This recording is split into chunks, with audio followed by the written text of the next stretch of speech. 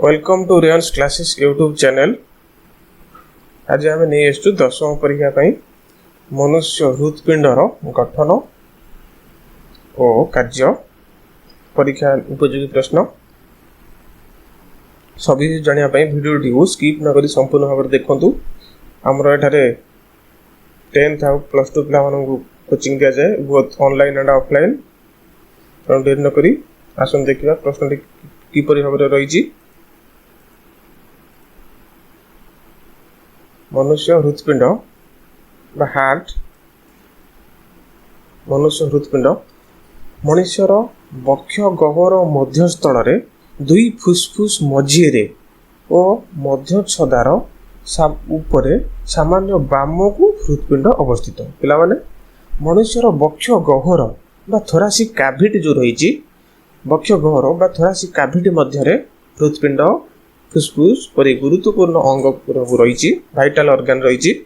तेणु मनुष्यर बक्ष गह्वर मध्यस्थल दुई फुसफुस मझीरे एपटे रहा दक्षिण फुसफुस बा डाहाण फुसफुस एपटे रहा बाम फुसफुस एठी रहा डायफ्राम बा मध्य छदा एगुड़ा मांसपेशी पेट आ छाती की जोटा कि सेपारेट बा अलगा करुची डायफ्राम कहुए मध्य छदा।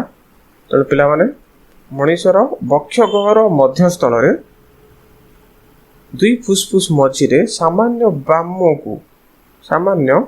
बाम को माड़िके रही हृत्पिंड रही। जड़े वयप्राप्त व्यक्तिर बा आडल्ट व्यक्तिर हृत्पिंडर लंब 12 सेंटीमीटर ओसार बा प्रस्थ हूँ 9 सेंटीमीटर और ओजन हूँ 250 रु 300 ग्राम। ओजन हूँ 250 रु 300 ग्राम। यार रंग माटिया लाल। यार रंग हृत्पिंडर रंग हूँ पिला माने माटिया लाल। हृत्पिंडर रही 4टी प्रकोष्ठ। आमर जो मनुष्यर हृत्पिंड से 4टी प्रकोष्ठ रही 4टी चैम्बर रही 4टी कोठरी जहाँ कहले भी चलो 4टी प्रकोष्ठ रही। ऊपर 2 प्रकोष्ठ को एट्रियम बा अलिंद। जो हृत्पिंडर 4टी प्रकोष्ठ रही भाव में ऊपर 2टी चैम्बर बा ऊपर 2टी प्रकोष्ठ को एट्रियम कह जाए बा अलिंद कह जाए। पिला माने 4टा प्रकोष्ठ चित्र देखंतु ये गोटा प्रकोष्ठ ये गोटा ऊपर 2टी प्रकोष्ठ रही तले मध्य 2टी प्रकोष्ठ रही। ऊपर 2टी चैम्बर को कह जाए एट्रियम। से भाव में एटा हूँ दक्षिण अलिंद एटा हूँ बाम अलिंद। से भाव में तल 2 प्रकोष्ठ को नीलय तल 2टा प्रकोष्ठ को ये गोटे प्रकोष्ठ जो तल 2टा प्रकोष्ठ को नीलय कह जाए। ये से भाव में एटा हूँ दक्षिण नीलय और बाम नीलय। दक्षिण अलिंद सह ऊर्ध्व महाशिरा और निम्न महाशिरा नामक 2टी बृहत रक्त वाहिनी संयुक्त होइछि। जो दक्षिण अलिंद सहित एटा हूँ दक्षिण अलिंद पिला माने चित्र देखंतु दक्षिण अलिंद सहित 2टी महाशिरा बड़ बड़ 2टी शिरा संयुक्त होइछि। गोटा हूँ ऊर्ध्व महाशिरा आ गोटे हूँ निम्न महाशिरा superior vena cava. This is निम्न महाशिरा बा इनफेरियर वेना कावा। आमर निम्न महाशिरा हूँ मनुष्य शरीर सबुठु बड़ शिरा। तेणु दक्षिण अलिंद सहित ऊर्ध्व महाशिरा और निम्न महाशिरा नामक 2टी बृहत रक्त वाहिनी संयुक्त होइछि। सेहिपरि दक्षिण नीलय सहित डाहाण नीलय सहित फुसफुस धमनी पल्मोनारी आर्टेरी संयुक्त। एटा दक्षिण नीलय दिस इज द जो ब्लू पार्टा रोची पल्मोनारी आर्टेरी बा फुसफुसीय धमनी पिला माने एटा होची फुसफुसीय धमनी तापर एटा गोटे फुसफुसीय धमनी आछि तापर एटा ब्रांच ऑफ हो जाइछि बा दुईटी शाखा रे विभक्त होइछि ये गोटे शाखा एवं पिला माने आ भितरे एमती गोटा शाखा जाइछि से शाखा पुणी गोटे लेखा दीटा भाग हो जाइछि तेणु जो प्रति फुसफुस प्रति पाखरे दुईटी लेखाए ब्रांच रही फुसफुसीय धमनी दुईटी लेखाए ब्रांच रही हमर पिला माने देखंतु एटा होची दक्षिण फुसफुस को जाइछि दीटा ब्रांच एवं एटा बाम फुसफुस को जाइछि दुईटी ब्रांच तेणु दक्षिण निलय सहित फुसफुस धमनी बा पल्मोनारी आर्टेरी संयुक्त सेपरी बाम अलिंद सह फुसफुसीय शिरा और बाम निलय सह महाधमनी संयुक्त बाम अलिंद पिला माने देखंतु बाम अलिंद एटा होची बाम अलिंद सहित फुसफुसीय शिरा बा पल्मोनारी भेन देखंतु पिला माने फुसफुसीय शिरा एटा फुसफुसीय शिरा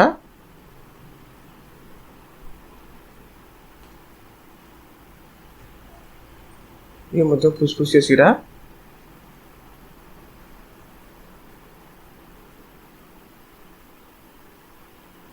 तेणु हमर जो बाम अलिंद सहित फुसफुसीय शिरा संयुक्त होइछि एटा होछि बाम अलिंद ता सहित फुसफुसीय शिरा संयुक्त होइछि ये होछि फुसफुसीय शिरा एठी जो रहिछि एवं एपटरे मध्य ये जो रहिछि फुसफुसीय शिरा आ बाम निलय सहित एटा होछि पिला माने बाम निलय ए जो बाम निलय सहित महाधमनी संयुक्त होइछि महाधमनी पिला माने देखंतु एमती महाधमनी जोटा कि आरोटा ता कहा जाय शरीरर सबुठारु बड़ धमनी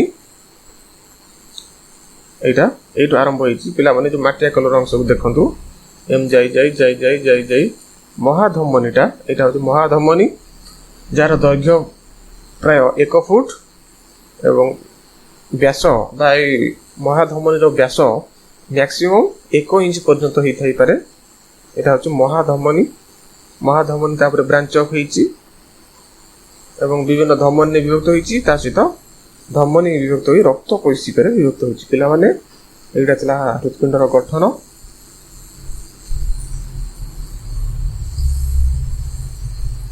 हृदपिंडर अलिंद निलय द्वार रे एवं प्रकोष्ठ रक्तवाहिनी मध्य स्थित द्वार रे दुईटी बा तीनोटी पतला परदा बा कबाट परी कपाटिका लागि थाए पिला माने हृदपिंडर अलिंद निलय द्वार एटा होछि अलिंद ऊपर प्रकोष्ठटा को कहंती अलिंद एटा होछि अलिंद एटा होछि निलय ता द्वार रे हमरो पतला परदा बा कबाट परी कपाटिका लागि थाए कपाटिका को भाल्व मध्य कहंती भाल्व बा कपाटिका अर्थ होछि बाट पिला माने ए जो दक्षिण अलिंद दक्षिण निलय द्वार रे तीन पाखुड़ा विशिष्ट कपाटिका रहिछि बा ट्राइकस्पिड भाल्व रहिछि ये गोटा पाखुड़ा पिला माने ये गोटा पाखुड़ा एवं ये गोटा पाखुड़ा सेही परि भाबरे बाम अलिंद आ बाम निलय मध्य रे गोटे कपाटिका बा भाल्व रहिछि जहा कहंती बाइकस्पिड भाल्व बा दुई पाखुड़ा विशिष्ट कपाटिका ये गोटा पाखुड़ा पिला माने दक्षिण अलिंद दक्षिण निलय मध्य रे तीन पाखुड़ा विशिष्ट कपाटिका रहिछि सेही परि बाम अलिंद और बाम निलय मध्य रे दुई पाखुड़ा विशिष्ट कपाटिका रहिछि ता कहंती बाइकस्पिड भाल्व बा मित्राल भाल्व कपाटिकार ପ୍ରତ୍ୟେକ ପରଦାକୁ ପାଖୁଡ଼ା କୁହାଯାଏ। କପାଟିକାର ପ୍ରତ୍ୟେକ ପରଦାକୁ ପାଖୁଡ଼ା କୁହାଯାଏ।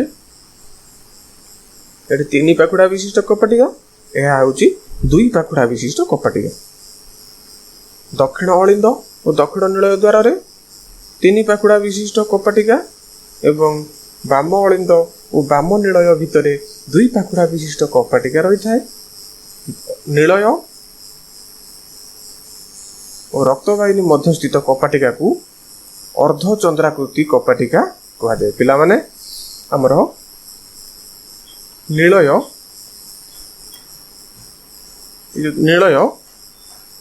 ଓ ରକ୍ତବାହିନୀ ମଧ୍ୟସ୍ଥିତ କପାଟିକାକୁ, ଏଇଟା ହେଉଛି ପ୍ରଥମେ ଆମେ ଦକ୍ଷିଣ ନୀଳୟରୁ ଦେଖିବା। ଦକ୍ଷିଣ ନୀଳୟ ଆଉ ରକ୍ତବାହିନୀ, ପିଲାମାନେ ଦକ୍ଷିଣ ନୀଳୟ ଆଉ ରକ୍ତବାହିନୀ ମଧ୍ୟସ୍ଥିତ ଯେଉଁ କପାଟିକା ରହିଛି ତାକୁ ଅର୍ଦ୍ଧଚନ୍ଦ୍ରାକୃତି କପାଟିକା ବା ସେମି ଲୁନାର ଭାଲ୍ଭ କୁହାଯାଏ। ଅଧା ଚନ୍ଦ୍ର ଭଳିଆ କପାଟିକା ରହିଛି ବା ବାଟ ରହିଛି। ନୀଳୟ, ଏଟା ହେଉଛି ରକ୍ତବାହିନୀ ବା ପଲ୍ମୋନାରୀ ଆର୍ଟେରୀ। ନୀଳୟ ଆଉ ଫୁସ୍ଫୁସୀୟ ଧମନୀ ମଧ୍ୟରେ ଅର୍ଦ୍ଧଚନ୍ଦ୍ରାକୃତି କପାଟିକା ରହିଛି। ସେହିପରି ଭାବରେ ପିଲାମାନେ ଯେଉଁ ବାମ ନୀଳୟ ରହିଛି, ବାମ ନୀଳୟ ଏବଂ ଆରୋଟା ବା ଶରୀରର ସବୁଠାରୁ ବଡ଼ ଧମନୀ, ତା ମଧ୍ୟରେ ମଧ୍ୟ ଏଇଟା ହେଉଛି ବାମ ନୀଳୟ ଏବଂ ଏଇଟା ହେଉଛି ଆରୋଟା। ଏଇଠୁ ଆରୋଟା ଆରମ୍ଭ ହୋଇଛି। ପିଲାମାନେ ଚିତ୍ର ଦେଖନ୍ତୁ, ଏଇଠୁ ଆରୋଟା ଆରମ୍ଭ ହୋଇଛି ବ୍ଲଡ୍। ଏଇଠି ହେଉଛି ସେମି ଲୁନାର ଭାଲ୍ଭ ବା ଅର୍ଦ୍ଧଚନ୍ଦ୍ରାକୃତି କପାଟିକା ମଧ୍ୟ ରହିଛି ପିଲାମାନେ। ତେଣୁ ଆମେ ଦେଖିଲେ ମଣିଷ ହୃତ୍ପିଣ୍ଡରେ 4 ଗୋଟି କପାଟିକା ବା 4ଟା ଭାଲ୍ଭ ରହିଛି। ଅଳିନ୍ଦ ଓ ନୀଳୟ ମଧ୍ୟସ୍ଥିତ କପାଟିକା, ଅଳିନ୍ଦ ଓ ନୀଳୟ ମଧ୍ୟସ୍ଥିତ କପାଟିକା ନୀଳୟ ଆଡ଼କୁ ଏବଂ ନୀଳୟ ଓ ରକ୍ତବାହିନୀ ମଧ୍ୟସ୍ଥିତ କପାଟିକା ରକ୍ତବାହିନୀ ଆଡ଼କୁ ଖୋଲିପାରେ। ପିଲାମାନେ ଦେଖିବା କ'ଣ ହେଇଛି।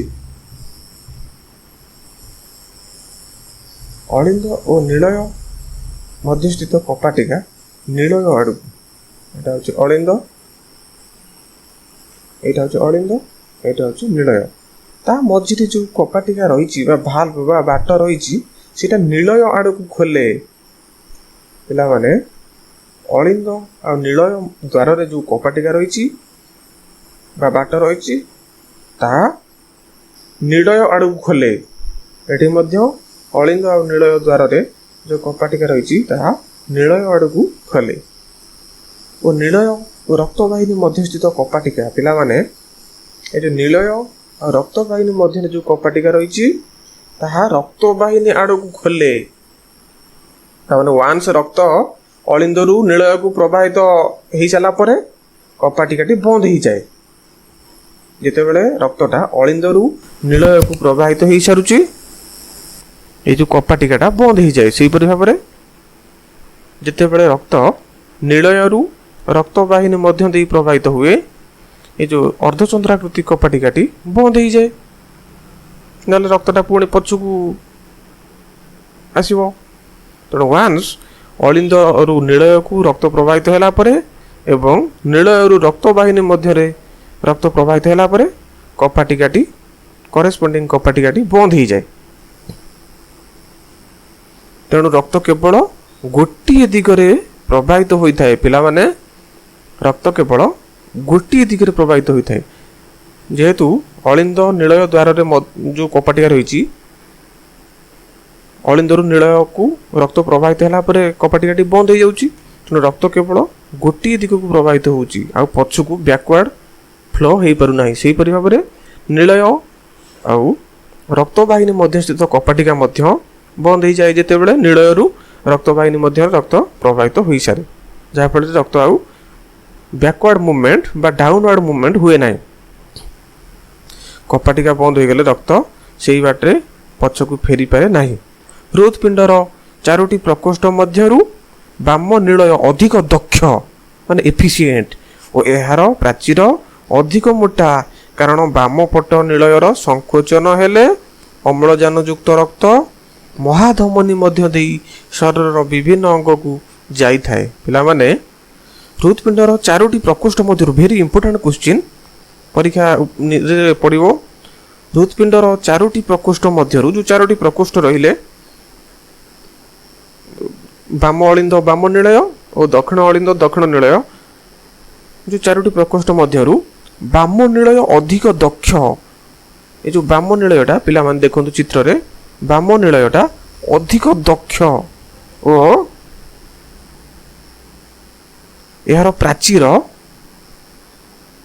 ଅଧିକ ମୋଟା, କାରଣ ବାମ ପଟ ନିଳୟର ସଂକୋଚନ ହେଲେ ଅମ୍ଳଜାନ ଯୁକ୍ତ ରକ୍ତ ମହାଧମନୀ ମଧ୍ୟ ଦେଇ ଶରୀରର ବିଭିନ୍ନ ଅଙ୍ଗକୁ ଯାଇଥାଏ।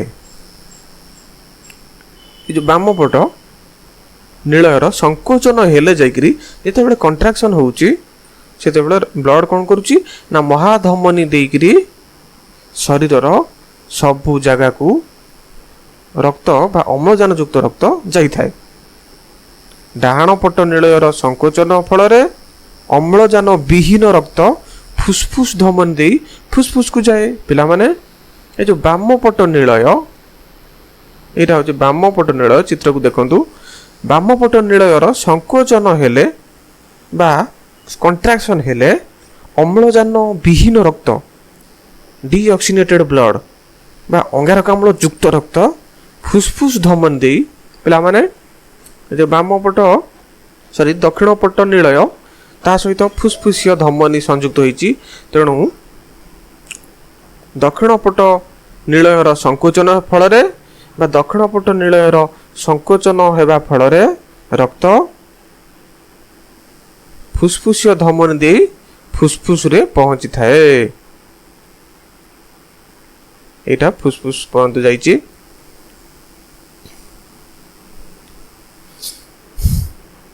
ହୃତ୍ପିଣ୍ଡ ଗଠନ କରୁଥିବା ପେଶୀ ଶରୀରର ଅନ୍ୟ ପେଶୀ ଠାରୁ ଭିନ୍ନ। ହୃତ୍ପିଣ୍ଡ ଗଠନ କରୁଥିବା ପେଶୀ ଯାହା କୁହନ୍ତି କାର୍ଡ଼ିଆକ୍ ମସଲ୍, ହୃତ୍ପିଣ୍ଡ ଗଠନ କରୁଥିବା ପେଶୀ ଶରୀରର ଅନ୍ୟ ପେଶୀ ଠାରୁ ଭିନ୍ନ। ଜନ୍ମଠାରୁ ମୃତ୍ୟୁ ପର୍ଯ୍ୟନ୍ତ ଏହି ପେଶୀର ଅନବରତ ସଂକୋଚନ ଓ ଶିଥିଳନ, ମାନେ ସଂକୋଚନ ମାନେ କଣ୍ଟ୍ରାକ୍ସନ୍ ହେବା, ଶିଥିଳନ ମାନେ ରିଲାକ୍ସେସନ୍ ହେବା ବା ପ୍ରସାରଣ ହେବା। ତେଣୁ ଜନ୍ମଠାରୁ ମୃତ୍ୟୁ ପର୍ଯ୍ୟନ୍ତ ଏହି ପେଶୀର ଅନବରତ ସଂକୋଚନ ଓ ଶିଥିଳନ ଘଟିଥାଏ। ମାନେ କଣ୍ଟିନ୍ୟୁଅସଲି ହୃତ୍ପିଣ୍ଡର ଯେଉଁ ପେଶୀ ରହିଛି ବା ମାଂସପେଶୀ ରହିଛି ସେଟା ଅନବରତ ଭାବରେ ସଂକୋଚନ ଆଉ ପ୍ରସାରଣ ଘଟିଥାଏ, ଫଳରେ ହୃତ୍ପିଣ୍ଡ ସ୍ପନ୍ଦିତ ହୋଇଥାଏ। ତେଣୁ ହୃତ୍ପିଣ୍ଡ ବା ହୃତ୍ପେଶୀର ବା ହୃତ୍ପିଣ୍ଡର ଯେଉଁ ମାଂସପେଶୀ ରହିଛି ଯାହା କୁହନ୍ତି ଷ୍ଟ୍ରିଆଟେଡ୍ ମସଲ୍ ବା ରୈଖିକ ପେଶୀ, ହୃତ୍ପିଣ୍ଡର ମାଂସପେଶୀର ଅନବରତ ସଂକୋଚନ ଓ ପ୍ରସାରଣ ଫଳରେ ହୃତ୍ପିଣ୍ଡ ସ୍ପନ୍ଦିତ ହୋଇଥାଏ। ଯେଉଁ ଆମର ଲଭ୍ ଡପ୍ ହେଉଛି ଅନବରତ କଣ୍ଟ୍ରାକ୍ସନ୍ ରିଲାକ୍ସେସନ୍ ହେଉଛି, ଯାହାଫଳରେ ହୃତ୍ପିଣ୍ଡ ସ୍ପନ୍ଦିତ ହେଉଛି ବା ପାଲ୍ପିଟେସନ୍ ହେଉଛି। ସାଧାରଣତଃ ଏକ ସୁସ୍ଥ ବ୍ୟକ୍ତିର ହୃତ୍ପିଣ୍ଡର ସ୍ପନ୍ଦନ ହାର 1 ମିନିଟ୍କୁ 72 ଥର। ଏକ ସୁସ୍ଥ ବ୍ୟକ୍ତିର ମାନେ ରେଷ୍ଟରେ ଯେଉଁ ମଣିଷ ଅଛନ୍ତି, ଯିଏ ସୁସ୍ଥ ବ୍ୟକ୍ତିର ହୃତ୍ପିଣ୍ଡର ସ୍ପନ୍ଦନ ହାର 1 ମିନିଟ୍କୁ 72 ଥର। ହୃତ୍ପିଣ୍ଡ ମାଂସପେଶୀକୁ ହୃଦ୍ ଧମନୀ ଓ ହୃଦ୍ ଶିରା ଦ୍ୱାରା ରକ୍ତ ସଞ୍ଚାଳିତ ହୋଇଥାଏ। ପିଲାମାନେ ବହୁତ ଇମ୍ପୋର୍ଟାଣ୍ଟ, ହୃତ୍ପିଣ୍ଡ ମାଂସପେଶୀକୁ ଯେଉଁ ହୃତ୍ପିଣ୍ଡର ଯେଉଁ ମାଂସପେଶୀ ରହିଛି ହୃଦ୍ ଧମନୀ ଓ ହୃଦ୍ ଶିରା ଦ୍ୱାରା ରକ୍ତ ସଞ୍ଚାଳିତ ହୋଇଥାଏ। ଅର୍ଥାତ୍ ହୃତ୍ପିଣ୍ଡ ଚାରିପଟ ଯାକ, ହୃତ୍ପିଣ୍ଡର ବାହାର କାନ୍ଥ, ପିଲାମାନେ ଟିକେ ଚିତ୍ର ଦେଖନ୍ତୁ, ଏ ଯେଉଁ ବ୍ଲୁ କଲର୍ର ରହିଛି ତା ସହିତ ମାଟିଆ କଲର୍ର ମଧ୍ୟ ରହିଛି, এই ମାଟିଆ କଲର୍ର, ଏଠି ମଧ୍ୟ ବ୍ଲୁ କଲର୍ର। ତେଣୁ ଏଇ ଯେଉଁ ରକ୍ତ ବାହିନୀ ଗୁଡ଼ିକ ଆକୁ କୁହାଯାଏ ହୃଦ୍ ଧମନୀ ଓ ହୃଦ୍ ଶିରା ବା କରୋନାରୀ ଆର୍ଟେରୀ। ହୃଦ୍ ଧମନୀକୁ କୁହାଯାଏ କରୋନାରୀ ଆର୍ଟେରୀ, ଆଉ ହୃଦ୍ ଶିରାକୁ କହନ୍ତି କରୋନାରୀ ଭେନ୍। ଏ ଯେଉଁ କରୋନାରୀ ଭେନ୍ର କାମ କ'ଣ ପିଲାମାନେ? ନା ଡିଅକ୍ସିନେଟେଡ୍ ବ୍ଲଡ଼ हृदपिंडरू हृदपिंड भितर को आणिक पहुँचब से हिपरि भाव में कोरोनारी आर्टेरी बा हृद धमनी काम होची ऑक्सीनेटेड ब्लड बा अम्लजान युक्त रक्त हृदपिंड को जोगेब आपको कह जाए कोरोनारी आर्टेरी बा कोरोनारी भेन कारण एगुड़िक कोरोना माने मकुट भाया रही हृदपिंडर बाहर को लगिक हृदपिंड चतुर्पार्श्व ये पूरा मकुट भाया बा कोरोना भाया ढांकी रही तेणु ताकू कहुच्छी कोरोनारी आर्टेरी और कोरोनारी भेन कोरोनारी आर्टेरी बा हृद धमनी काम अम्लजान युक्त रक्त को हृदपिंड मध्य को पहुँचेब बा हृदपिंड मांसपेशी को पहुँचेब से भाव में कोरोनारी भेन काम होची अंगारकाम्ल युक्त रक्त को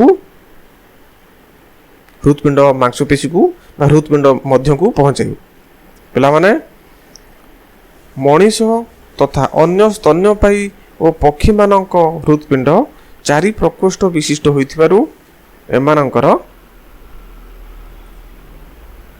हृदपिंड रे अम्लजान युक्त रक्त और अंगारकाम्ल युक्त रक्तर मिश्रण हुए नहीं पिला माने मनीष भलिया जो आमर स्तन्यपायी प्राणी एवं पक्षी मानकर हृदपिंड चारि प्रकोष्ठ विशिष्ट होइथिबारु हृदपिंड रे कोन होची ना अम्लजान युक्त रक्त और अंगारकाम्ल युक्त रक्त एटा अम्लजान युक्त रक्त एटा हबो अंगारकाम्ल अम्लजान विहीन रक्त ठीक अछि पिला माने जो स्तन्यपायी प्राणी और पक्षी मानकर हृदपिंड चारि प्रकोष्ठ विशिष्ट होइथिबारु अम्लजान युक्त रक्त और अम्लजान विहीन रक्तर मिश्रण हुए नहीं बाम पट अलिंद और नीलय मध्य देई अम्लजान युक्त रक्त प्रभावित होइथिबा बेले दक्षिण पट अलिंद और नीलय मध्य देई अम्लजान विहीन रक्त संचालित होता है पिला माने आमर कौन हो देखु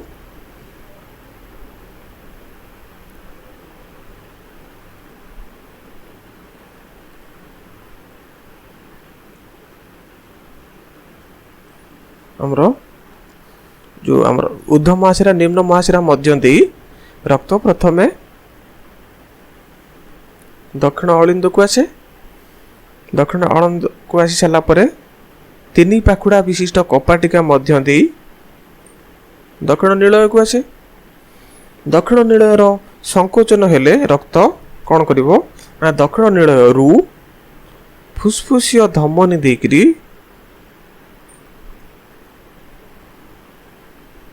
फुसफुस को जाए फुसफुस रे रक्त सहित अंगारकाम्ल बाहर जाए रक्त रु अंगारकाम्ल बाहर जाए और रक्त रे अम्लजान युक्त हुए तेणु अम्लजान युक्त रक्त फुसफुसिया शिरा देकरी पुणी बाम अलिंद को आसे एवं दुई पाकुड़ा विशिष्ट कपाटिका मध्य दे बाम नीलय को आसे बाम नीलयर संकोचन फल कौन हुए पिला माने ना रक्त आरोटा देकरी बा महाधमनी देकरी शरीर विभिन्न जगह को जाई थाए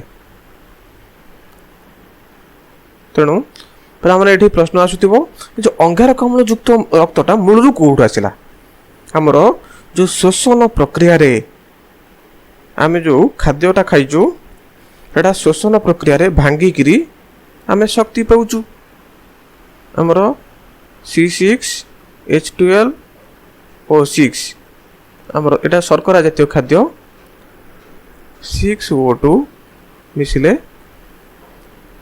आमे शक्ति पाउचु पिले माने ता सहित 6टा अंगारकाम्ल अणु तैयारी होची ता सहित 6टा वाटर अणु तैयारी होची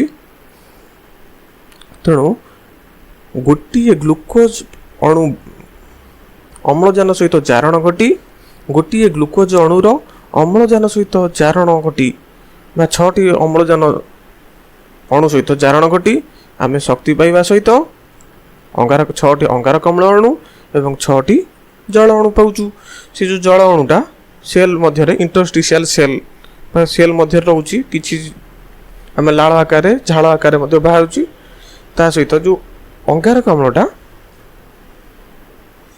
रक्त सहित मिसिकरी आसूची जहाँ कौचु आम अंगारकाम्ल युक्त रक्त बा अम्लजान विहीन रक्त प्रथमे कौन हो पिला माने ना अम्लजान विहीन रक्त बा अंगारकाम्ल युक्त रक्त महा आमर जो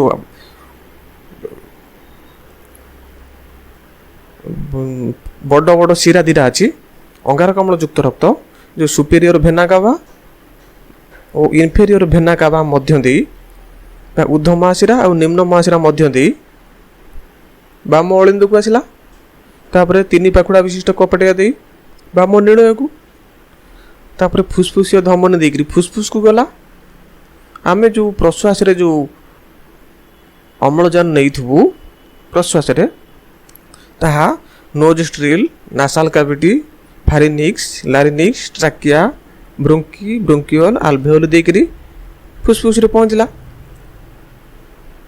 जहाँ फल से अम्लजान रक्त सहित मिसी जाउची एवं रक्त रे जो अंगारकाम्ल थिला सेटा बाहरी जाउची एटा आल्वेओल रे होउची बा फुसफुस रो आल्वेओल रे होउची कोन होउची पिला माने ना रक्त रु अंगारकाम्ल बाहरी जाउची और अम्लजान युक्त होउची वर्तमान फुसफुस रे रक्त सहित अम्लजान युक्त हैला एवं से अम्लजान युक्त रक्त फुसफुसिय शिरा द्वारा बा पल्मोनारी भेन द्वारा पुणी आसला कोठी पिला माने ना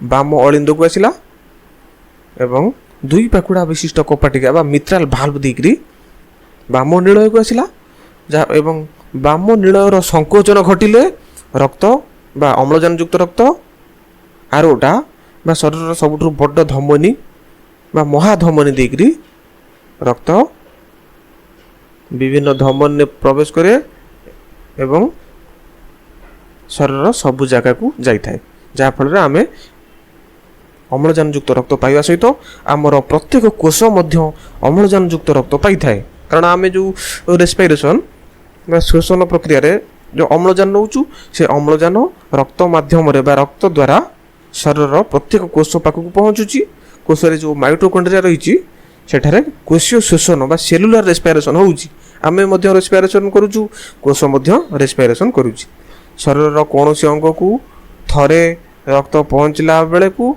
ताहा दुई थर हृदपिंड मध्य दे प्रवाहित होता है पिला माने आम शरीर कोनोसी अंग को थरे रक्त पहुँचला बेले को ताहा हृदपिंड मध्य दे दी थर प्रवाहित होता है ए प्रकार रक्त संचालन को दैत्य संचालन कहा जाए पिला माने बहुत इंपोर्टेंट बा गुरुत्वपूर्ण प्रश्न दैत्य संचालन बा डबल सर्कुलेशन कहा जाए तेणु आम मैंने देखिले प्रथमे ऊर्ध महाशिरा निम्न महाशिरा मध्य दे रक्त पशिला दक्षिण अलिंद रे पशिला तापर दक्षिण नील रे पशिला पुणी फुसफुसिय धमनी देकरी फुसफुस रे गला फुसफुस को गला एवं फुसफुसिय शिरा मध्य दे पुणी बाम अलिंद को आसला पुणी बाम नीलय को आसला तापर महाधमनी दे शरीर सब जगह गला तेणु शरीर कौन जगह को रक्त थरे प्रवाहित होला बेलू बा अम्लजान युक्त रक्त थरे प्रवाहित होला बेलू हृदपिंड मध्य दी थर प्रवाहित होगा पड़ुची यह कह जाए दैत्य संचालन बा double circulation. Thank you video भल लगे लाइक शेयर और सब्सक्राइब करने को भूलिए। Thank you.